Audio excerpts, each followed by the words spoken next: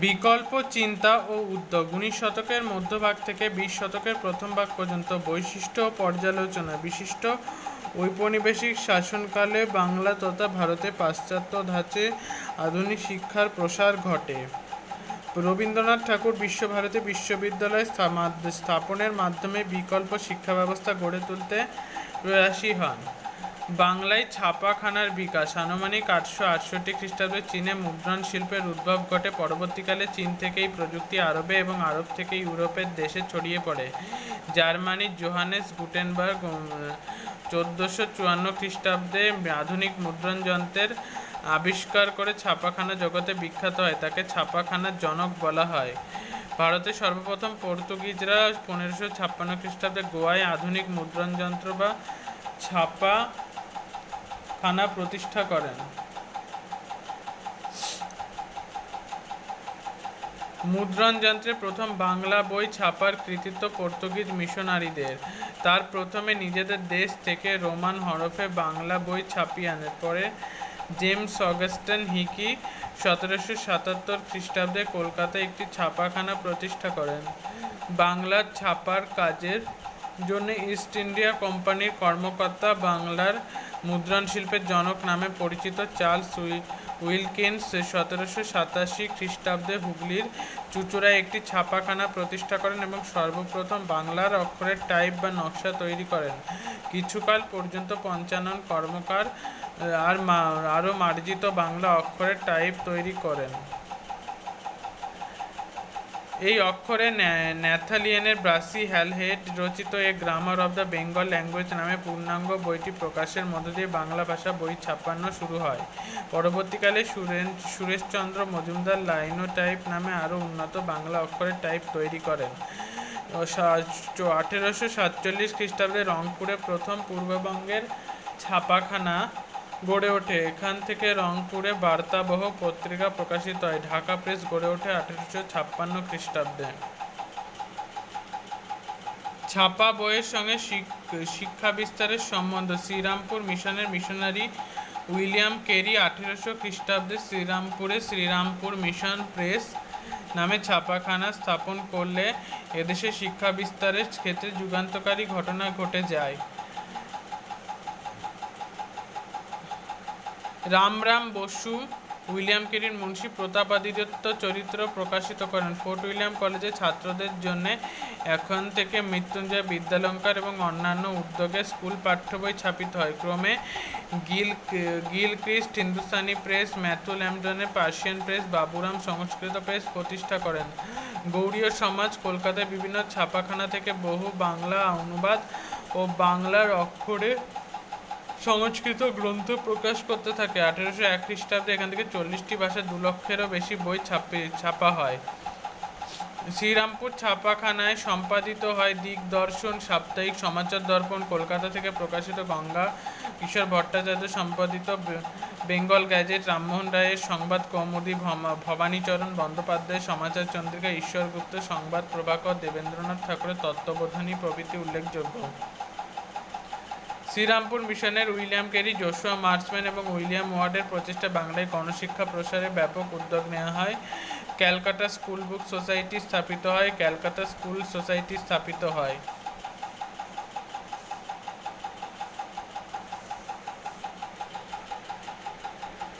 নারী শিক্ষার জন্য উচ্চশিক্ষার জন্য এশিয়ায় প্রথম ডিগ্রি কলেজ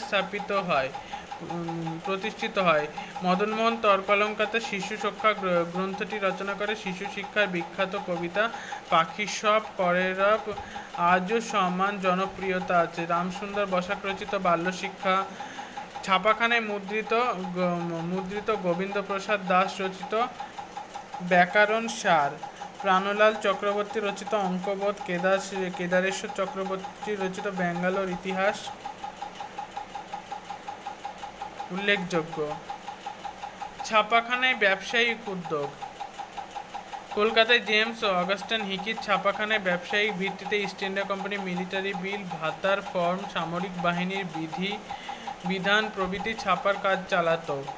গঙ্গা কিশোর ভট্টাচার্য হলেন প্রথম বাঙালি প্রকাশক ও পুস্তক বিক্রেতা। প্রথম সচিত্র বাংলা বই ভারতচন্দ্রের অন্নদামঙ্গল তিনি প্রকাশ করেন। এই বইয়ের ছবি এঁকেছিলেন শিল্পী রামচাঁদ রায়, কৃষ্ণদাস পাল, রাধাকান্ত দে, ঈশ্বর গুপ্ত, ঈশ্বরচন্দ্র বিদ্যাসাগর, অশ্বিনী কুমার দত্ত, মদনমোহন তর্কালঙ্কার, কেশবচন্দ্র সেন, নবগোপাল মিত্র, কালীপ্রসন্ন সিংহ প্রমুখ বিশিষ্ট ব্যক্তি ছাপাখানায় ব্যবসায় যুক্ত হলেন। 1800 খ্রিস্টাব্দের মধ্যে কলকাতায় মুদ্রিত মোট বইয়ের সংখ্যা হচ্ছে 650। বিদ্যাসাগর রচিত বর্ণপরিচয় তার জীবদ্দশাতে মোট 152টি সংস্করণে প্রকাশিত হয় এবং 35 লক্ষেরও বেশি ছাপা বই পাঠকদের কাছে পৌঁছে যায়। 1869 থেকে 80 এই 12 বছরের মধ্যে 41 লক্ষেরও বেশি শিশু শিক্ষার বই ছাপা হয়। স্কুল বুক সোসাইটি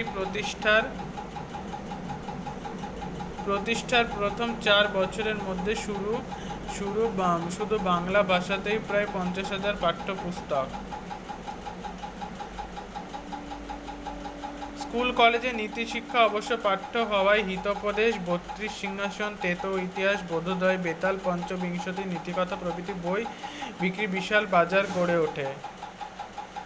1800 খ্রিস্টাব্দের মধ্যে কলকাতায় 17টি ছাপাখানা প্রতিষ্ঠিত হয়। 1840 খ্রিস্টাব্দে 50টি, 1885 থেকে 86 খ্রিস্টাব্দে সারা ভারতে 1094, এর মধ্যে বাংলাদেশে ছিল 229টি ছাপাখানা। উপেন্দ্র কিশোর রায়চৌধুরী এবং ইউ.এন. Roy and sons. বাংলার মুদ্রণ শিল্পে উপেন্দ্র কিশোর রায়চৌধুরী সাহিত্যিক, চিত্রকার, প্রকাশক, সুরকার। উপেন্দ্র কিশোর ছিলেন বাংলার ছাপাখানার অগ্রপথিক। ময়মনসিংহ জেলা মসুয়া গ্রাম থেকে স্কুল শিক্ষা শেষ করে কলকাতা প্রেসিডেন্সি কলেজে পড়তে আসেন। তখন থেকে সখা, সাথী, মুকুল, বালক প্রভৃতি শিশু পত্রিকায় লিখতেন। উপেন্দ্র কিশোরের তার প্রথম বই যোগীনাথ সরকারের সিটি বুক সোসাইটি থেকে প্রকাশিত হয় ছেলেদের রামায়ণ। 1895 খ্রিস্টাব্দে ইউ.এন. রায় অ্যান্ড কোং-এর নাম হয় ইউ.এন. সংস। উপেন্দ্র কিশোর উন্নত মানের ছবি ছাপার কৌশল উদ্ভাবন করেন এবং হাফ টোন ব্লক প্রিন্টিং নিয়ে গবেষণা করেন, যা ভারতে প্রথম। সাদা কালোর যুগে তিনি সন্দেশ পত্রিকায় প্রকাশ করে তাতে রঙিন ছবি ছাপাতে শুরু করেন, যা এশিয়ায় প্রথম। পরবর্তীকালে তার পুত্র সুকুমার, পৌত্র সত্যজিৎ এবং প্রপৌত্র সন্দীপ রায় এই পত্রিকার সম্পাদনা করেন। বাংলায় বিজ্ঞান ও কারিগরি শিক্ষার কর্নেল রবার্ট কিড কর্তৃক প্রতিষ্ঠিত শিবপুর বোটানিক্যাল গার্ডেনে উদ্ভিদ চর্চা, স্যার উইলিয়াম জোন্স কর্তৃক প্রতিষ্ঠিত এশিয়াটিক সোসাইটি বিজ্ঞান চর্চায় বিশেষ ভূমিকা নিয়েছিল। রসায়নবিদ জন ম্যাকে শ্রীরামপুর কলেজে রসায়ন বিষয়ে শিক্ষাদান শুরু করেন।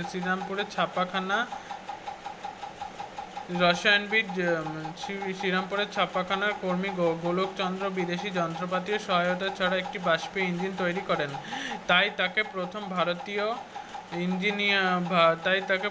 ভারতীয় ইঞ্জিনিয়ার বলা হয়। কলকাতা টাকশালের কর্মী শিবচন্দ্র নন্দী কলকাতা থেকে ডায়মন্ড হারবার পর্যন্ত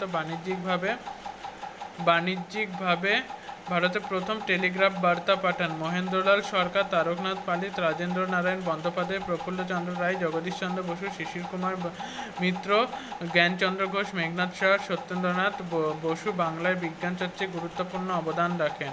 Indian association for the cultivation of science, Kolkata বিজ্ঞান কলেজ, বসু বিজ্ঞান মন্দির, জাতীয় শিক্ষা পরিষদ, বেঙ্গল টেকনিক্যাল ইনস্টিটিউট প্রভৃতি বাংলায় বিজ্ঞান গবেষণাপাশে কারিগরি শিক্ষারও দ্রুত প্রসার ঘটে। Kolkata engineering college, association for the advancement of the scientific and industrial education, যাদবপুরে ইঞ্জিনিয়ারিং কলেজ প্রভৃতি প্রতিষ্ঠিত হয়। Indian association for the cultivation of science Bangla তথা ভারতের আধুনিক বিজ্ঞান কারিগরি শিক্ষার অন্যতম অগ্রগতিতে ডক্টর মহেন্দ্রলাল সরকার অসামান্য অবদান রাখেন।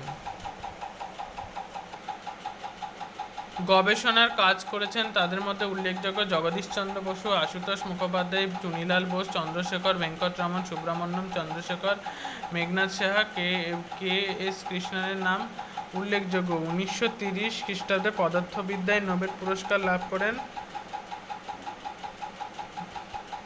রামন এফেক্টের জন্য স্যার চন্দ্রশেখর ভেঙ্কটরমন। কলকাতা বিজ্ঞান কলেজ ব্রিটিশ শাসক লর্ড কার্জন 1905 সালে বাংলা প্রদেশকে দ্বিখণ্ডিত করলে বঙ্গভঙ্গের বিরুদ্ধে দেশ জুড়ে মনীষীরা স্বদেশী আন্দোলনে ঝাঁপিয়ে পড়ে। কলকাতা বিশ্ববিদ্যালয়ের উপাচার্য স্যার আশুতোষ মুখোপাধ্যায় 1914 খ্রিস্টাব্দে কলকাতায় বিজ্ঞান কলেজ বা ইউনিভার্সিটি কলেজ অফ সায়েন্স টেকনোলজির স্থাপনা করেন। কলকাতা বিজ্ঞান কলেজে আচার্য প্রফুল্লচন্দ্র, স্যার চন্দ্রশেখর, ভেঙ্কটরমন, শিশির কুমার মিত্র প্রমুখ শিক্ষাদান করেন। এখানে পড়াশোনা করেছেন বিজ্ঞানী সত্যেন্দ্রনাথ বোস, মেঘনাদ সাহা, জ্ঞানচন্দ্র ঘোষ, জ্ঞানেন্দ্রনাথ মুখোপাধ্যায় প্রমুখের নাম উল্লেখযোগ্য। বসু বিজ্ঞান মন্দির 19 শতকে ভারতে আধুনিক বিজ্ঞান চর্চার প্রসারে যার উল্লেখযোগ্য অবদান রেখেছেন তাদের মধ্যে অন্যতম স্যার জগদীশ চন্দ্র বসু। বিশ্বের বিভিন্ন দেশ ভ্রমণ করে তিনি বিজ্ঞান চর্চার বিষয়ে বহু অভিজ্ঞতা সঞ্চয় করেন। 1917 সালে কলকাতায় বসু বিজ্ঞান মন্দির প্রতিষ্ঠা করেন। জগদীশচন্দ্র বসু কেসকোগ্রাফ যন্ত্রটি আবিষ্কার করেন। এই যন্ত্রের সাহায্যে প্রমাণ করেন যে প্রাণীর মতো উদ্ভিদেরও প্রাণ আছে। এরপরে জাতীয় শিক্ষা পরিষদ কারিগরি শিক্ষার প্রসারে ব্রিটিশ সরকার কলকাতায় ইঞ্জিনিয়ারিং কলেজ প্রতিষ্ঠা করেন, বর্তমানে বেঙ্গল ইঞ্জিনিয়ারিং কলেজ। পরে লর্ড কার্জন কর্তৃক বঙ্গভঙ্গের বিরুদ্ধে স্বদেশী আন্দোলন শুরু হয়।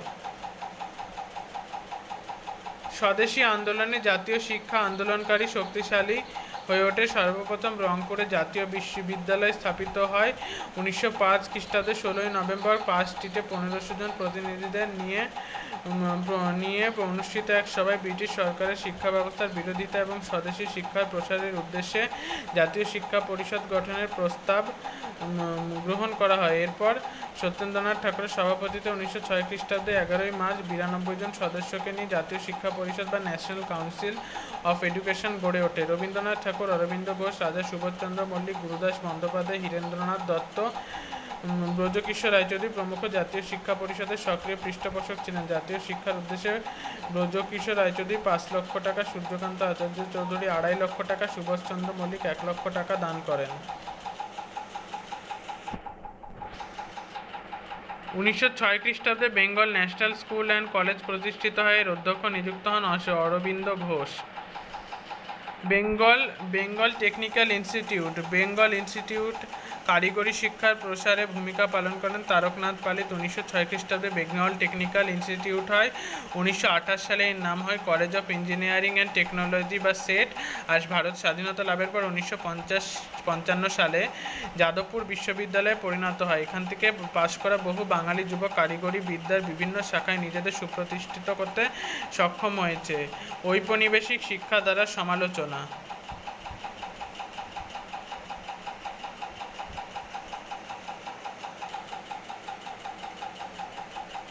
রবীন্দ্রনাথ ঠাকুর এবং শান্তিনিকেতন ভাবনা। রবীন্দ্রনাথ ঠাকুরের মতে শিক্ষা হলো বাইরের প্রকৃতি অন্তঃপ্রকৃতির মধ্যে সমন্বয় সাধন।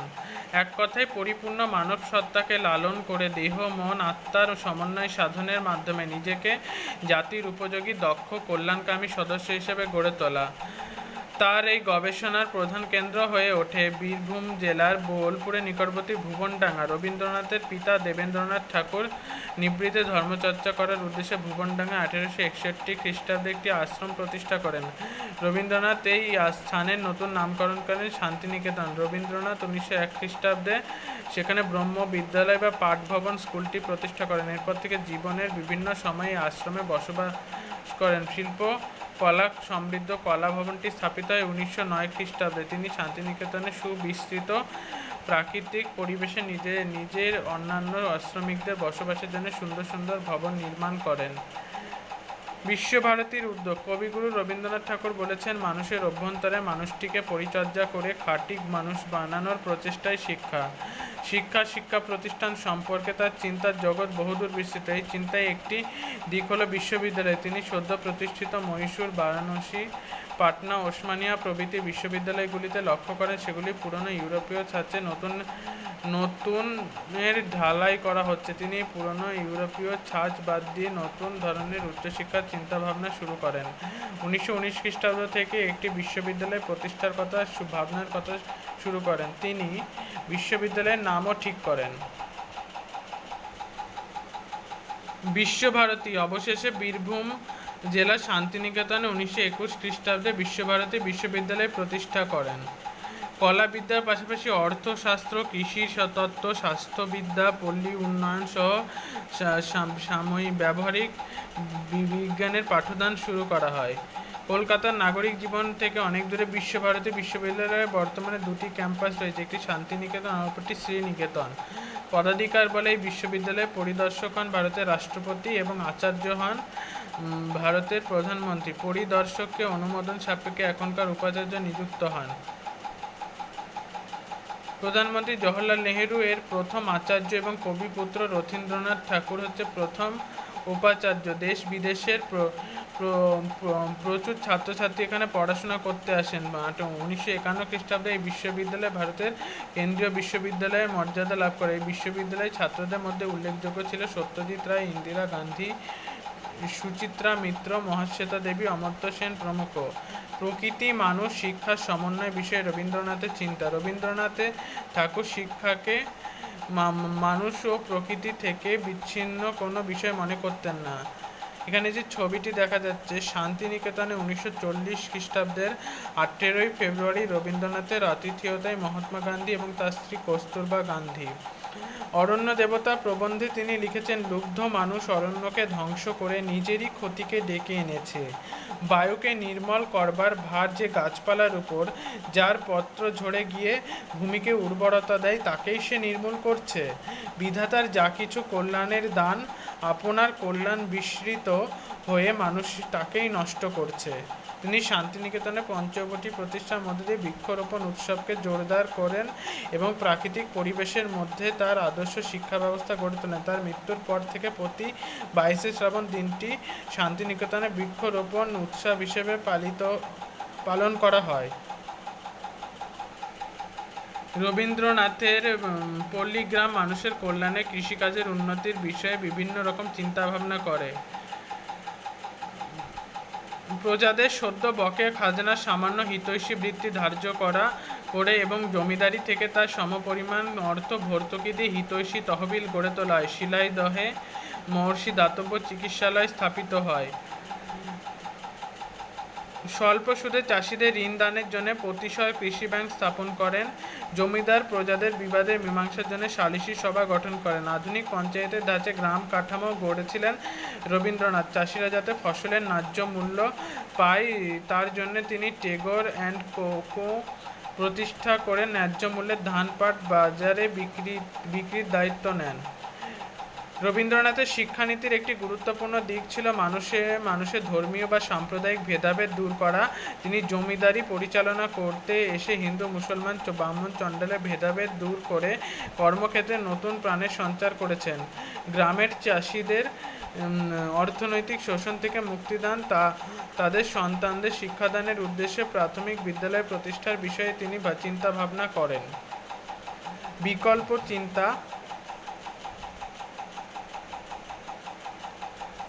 উদ্যোগ, উল্লেখযোগ্য ঘটনাবলী 19 শতকের মধ্যভাগ থেকে 20 শতকের মধ্যভাগ পর্যন্ত।